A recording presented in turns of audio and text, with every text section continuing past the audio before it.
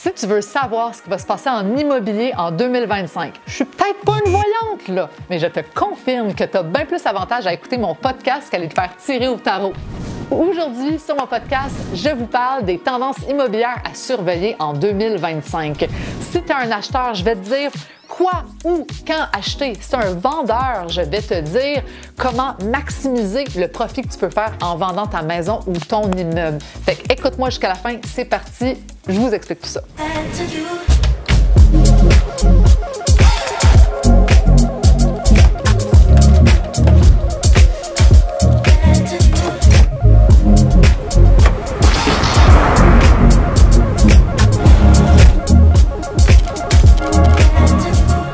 Numéro 1, on va parler des fameux taux d'intérêt parce qu'on va se le dire, là, en immobilier, quand on parle valeur, achat, vente, pas mal tout part de là. En 2024, là, on a commencé l'année avec un taux directeur fixé à 5 déjà là, pendant l'année, on a vu que ça a baissé quand même de façon significative. Puis je vous le dis, en tant que courtier immobilier, moi, j'ai vu déjà un impact sur le marché. Quelles sont les prévisions pour 2025? J'ai pas la science infuse, mais partout où je m'informe, partout les articles que j'ai en ligne, les gens à qui je parle, tout le monde me dit, prévoit que les taux d'intérêt vont encore baisser tout au long de l'année 2025. Jusqu'à combien? On le verra. Mais je me suis écrit ici ma petite note que la diminution pourrait atteindre possiblement 2,75 %. Fait qu'on serait passé là, du début 2024, l'année passée, à la fin 2025, de 5 % à 2,75 %. C'est du simple au double. Fait que ça va avoir un impact sur le marché, c'est certain. Maintenant, quel impact est-ce que les taux vont avoir sur les acheteurs? Bien, premièrement, ça va avoir un impact à deux niveaux. Premièrement, plus que les taux baissent, plus que les gens, dans le fond, peuvent se permettre d'acheter une maison, de payer une hypothèque, plus que ton taux baisse, c'est-à-dire plus que ta mensualité va être basse. Fait que plus que de devenir propriétaire, de pouvoir payer une hypothèque devient possible. Je donne un exemple concret.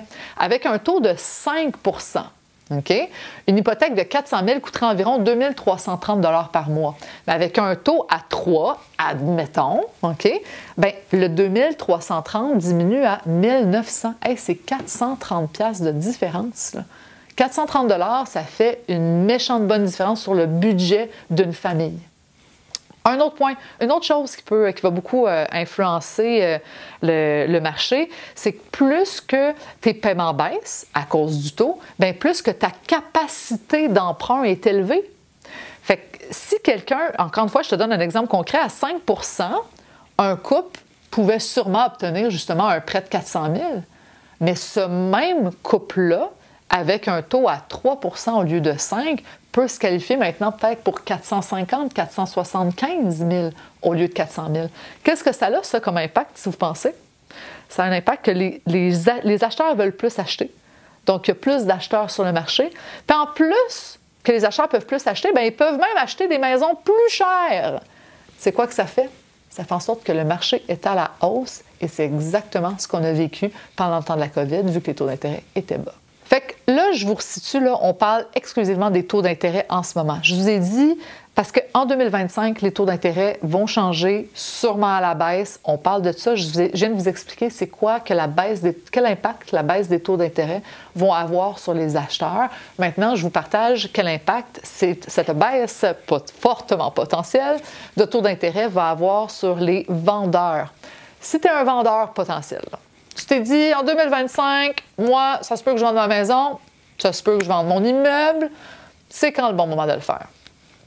Bien, crème, tu sais, quand il vient d'avoir une annonce de baisse de taux, là, surtout pour un immeuble à revenu, ça vaut la peine de passer à l'action. Si tu es prêt, si tu es mûr, là, tu t'étais décidé à le faire, là, quand on annonce une baisse de taux, qu'est-ce que vous pensez que les investisseurs font?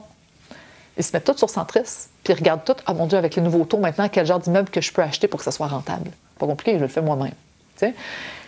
Plus que les taux baissent, plus que ton paiement hypothécaire est bas, on suit. C'est-à-dire plus que les immeubles locatifs peuvent être rentables, plus que l'investisseur qui va acheter ton immeuble va avoir du rendement sur son argent, puis il va avoir un cash flow à la fin du mois. T'sais? Fait que quand on annonce une baisse de taux, bingo, ça veut dire que l'acheteur peut avoir un prêt plus avantageux, c'est le temps de vendre. C'est comme ça que vous faites maximiser l'argent que vous allez avoir dans vos poches parce que les acheteurs sont plus excités et sont prêts à passer à l'action. Ça, c'est l'impact sur les vendeurs. Je suis encore dans mon premier point concernant les taux d'intérêt, ce qui est à surveiller en 2025, parce que c'est sûr qu'ils vont baisser encore.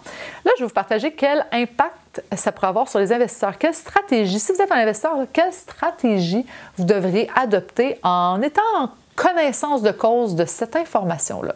Tu sais, entre vous et moi, là, vous le savez que ça s'en vient. Hein? En tout cas, moi, je le sais que ça s'en vient, puis je vous l'annonce maintenant si vous ne le saviez pas.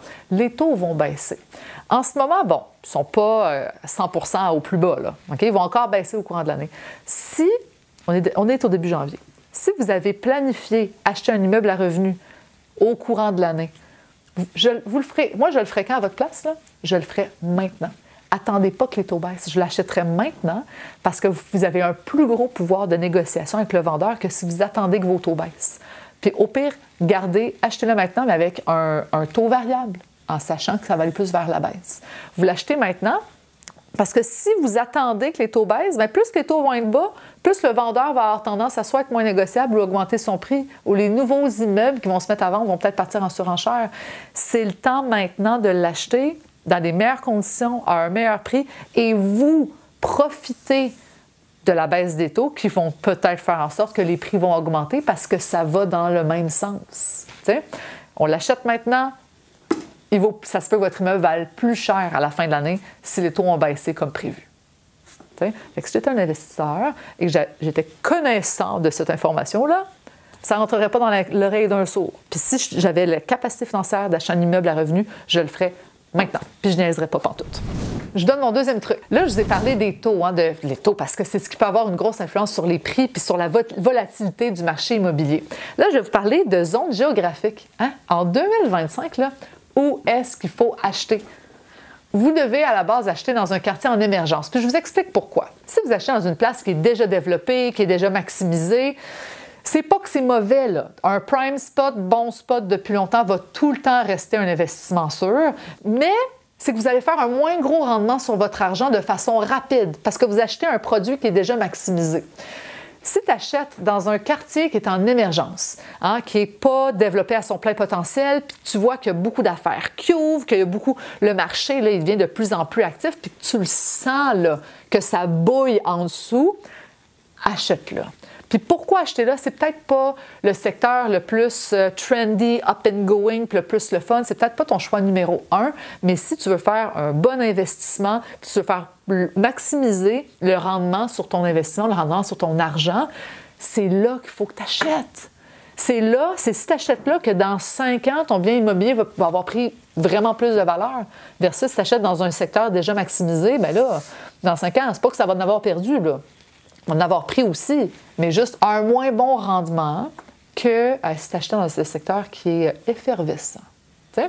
Alors, je vous donne en primeur les coins où il faut acheter. Il faut que je parle de Montréal, c'est sûr. Si tu es à Montréal, les secteurs qui risquent d'augmenter en 2025 après mes petites recherches, puis en connaissant avec mon expérience du marché, c'est dans Griffintown. Ça se développe encore énormément. À Saint-Henri, Hochelaga-Maisonneuve et dans le Mile X, qui est entre le Mile End et Parc Extension. C'est comme un petit secteur là. C'est comme entre deux. Mile End, c'est déjà up, c'est déjà parfait. Mile X, c'est comme l'extension de ce secteur-là qui commence à devenir très haute. Maintenant, je vous donne 4 villes émergentes au Québec. Si tu veux investir, surtout dans un immeuble à revenus, si tu achètes un duplex, un triplex ou un multilogement, je te recommande fortement, surtout les 2 premières villes qui sont Drummondville et Trois-Rivières. Ça se développe tellement. Les valeurs sont tellement pas maximisées dans ces 2 villes-là. Puis le monde sont intéressés, il y a beaucoup d'intérêt, il y a beaucoup d'attention qui sont portées sur ces villes-là en ce moment. Je vous le dis, à court moyen terme, c'est sûr que tu es gagnant. Et il y a aussi Sherbrooke et Gatineau, très bon. Okay? Je ne veux pas les minimiser le fait que c'est des villes qui sont émergentes, mais on a déjà vécu dans les dernières années, dans les 5 dernières années, quand même des hausses significatives là, dans ces 2 villes-là. Donc, aussi bien, mais peut-être un petit peu moins bien que les 2 premières que je vous ai nommées. En petit bonus, dans le fond, parce que c'est sûr, je vous ai nommé des plus grosses villes, puis quand je m'informe, c'est vraiment les villes qui reviennent souvent. Là, je vous donne vraiment, les 2 prochaines villes, c'est vraiment de mon expérience personnelle, de ce que je vois et ce que je vis, parce que c'est dans des coins où je me tiens. Joliette, Joliette, là, c'est encore pas maximisé, là. C'est encore possible d'acheter une maison relativement abordable en périphérie de Joliette, même en plein cœur de Joliette. Tu as des maisons abordables. Les duplex, les triplex sont encore là.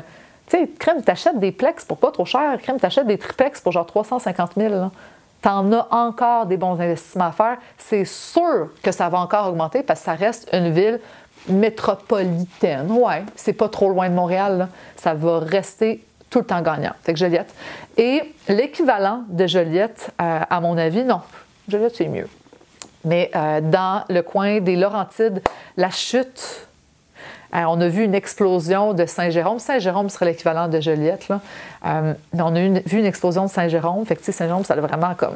Ça s'est passé dans les 5 dernières années. Là, il y a moins de rendement à faire là, mais la Chute, c'est comme la continuité de Mirabel, Saint-Jérôme-ish. C'est vraiment là que j'investirais. Tu sais, si tu es dans les Laurentides, tu vas faire un bon achat. C'est une ville qui se développe énormément. C'est super abordable. Ça reste pas loin. C'est sûr que tu vas faire un bon rendement sur ton argent. Si tu es un petit peu patient. Même à court moyen terme, c'est sûr que ça va monter. Fait que je vous les recommande également. Mon point numéro 3, je vais vous parler des attentes des acheteurs en 2025. Je vais vous dire, là, c'est quoi qui est le plus populaire, puis c'est quoi que j'achèterais à votre place si je voulais acheter un bien immobilier qui serait facile à revendre là, à court moyen terme, là. Il y en a 3. Les maisons intergénération, des maisons avec des logements au sous-sol locatifs et des propriétés avec des espaces multifonctions qui permettent d'avoir bureau à domicile. Bon, je commence avec l'intergénération. Puis, pour vrai, ça m'est arrivé à quelques reprises cette année. J'ai vendu, je vais vous donner un exemple concret, j'ai vendu la maison d'un de mes clients à Rawdon.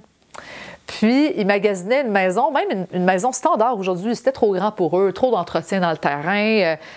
Il n'y avait pas besoin de tout ce qu'il y avait. C'est pour ça qu'ils vendaient. Puis, ils voulaient acheter une maison plus petite, moins d'entretien. Bon, super. On va à la maison, on commence à magasiner. On a même fait des offres qui n'ont pas fonctionné, malheureusement, sur différentes maisons.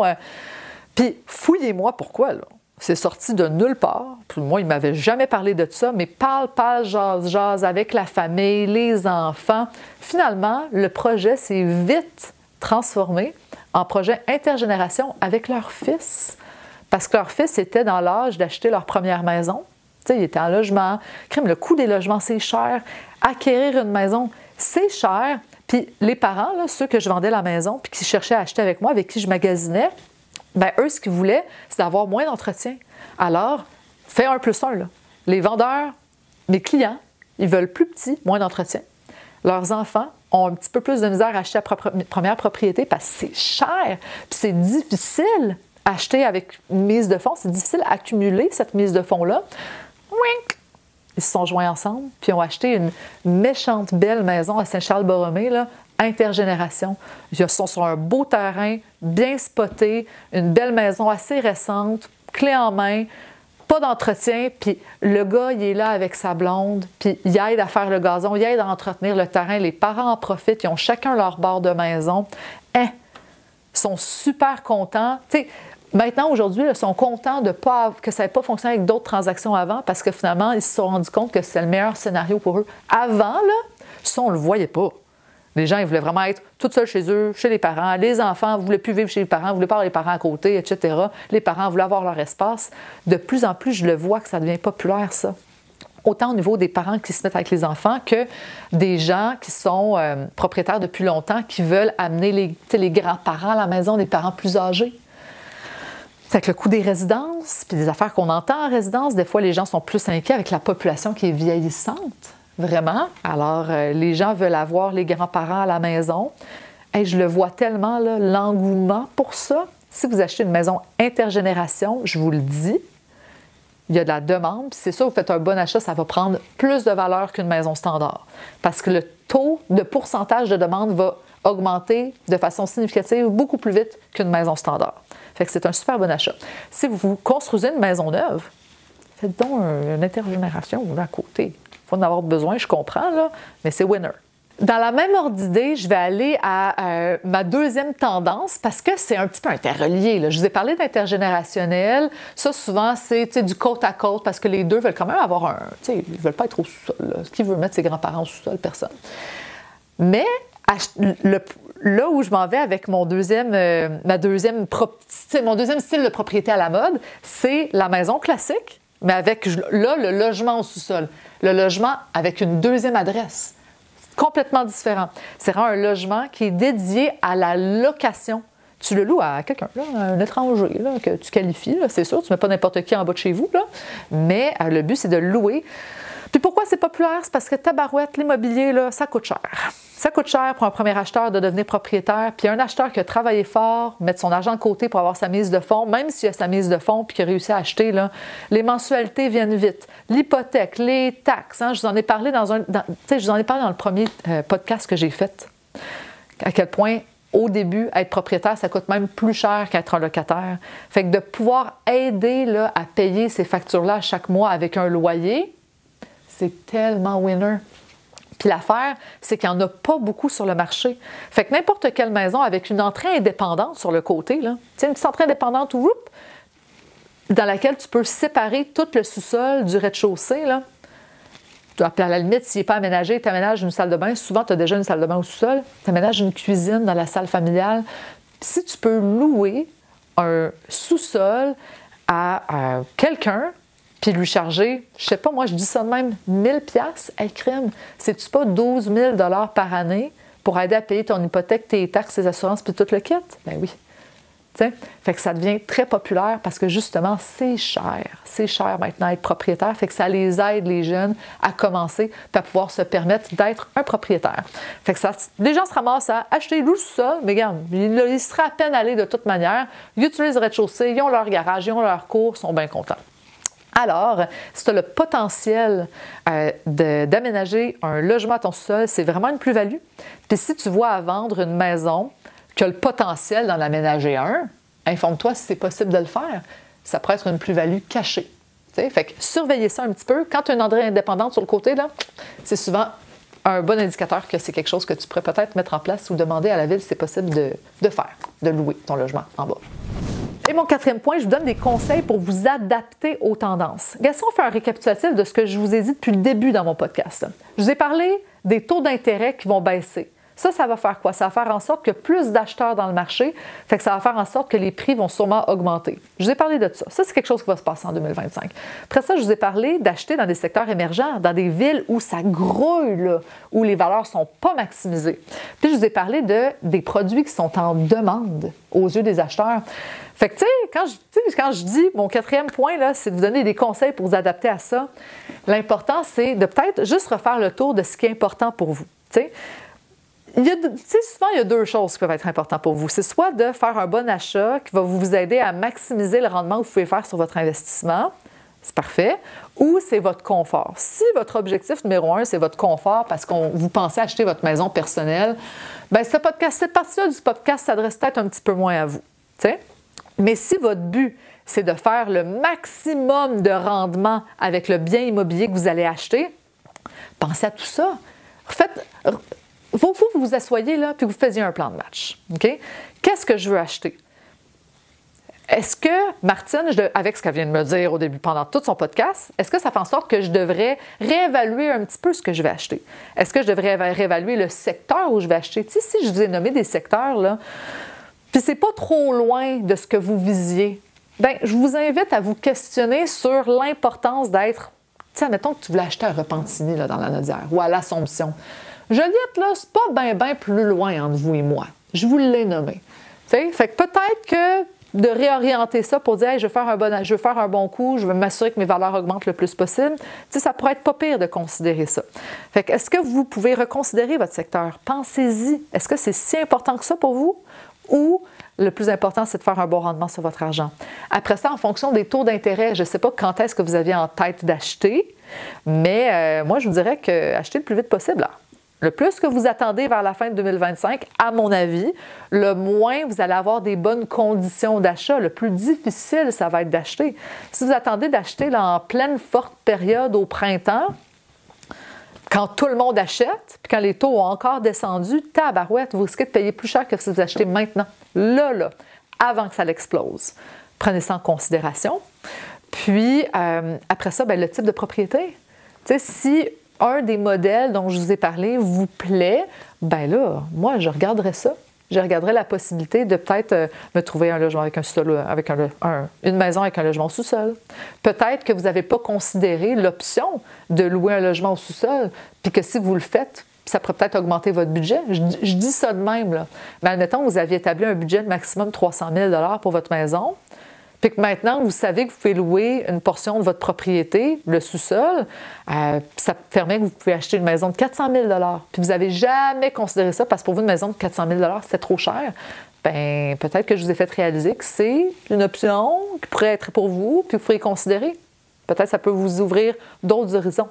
Fait que l'objectif de tout ça, là, c'était de vous dire où acheter, quoi acheter, quand acheter en 2025. Vous parlez un petit peu de c'est quoi qui est up and coming, qu'est-ce qui va arriver avec les taux, qu'est-ce qu'on devrait acheter comme type d'immobilier, où est-ce qu'on devrait acheter. Je vous ai donné mon opinion sur tous ces points-là. Si vous avez plus de questions, je vous invite vraiment tout le temps à m'écrire. Ça me fait un plaisir de vous lire et de vous répondre. Si vous aimez le contenu de mon podcast, gênez-vous pas, s'il vous plaît, à le partager à votre famille. Aimez ma vidéo, commentez ma vidéo s'il vous plaît, ça m'encourage à continuer et ça fait en sorte que le podcast peut avoir une meilleure visibilité et s'il vous plaît, partagez-le sur vos réseaux sociaux. Merci!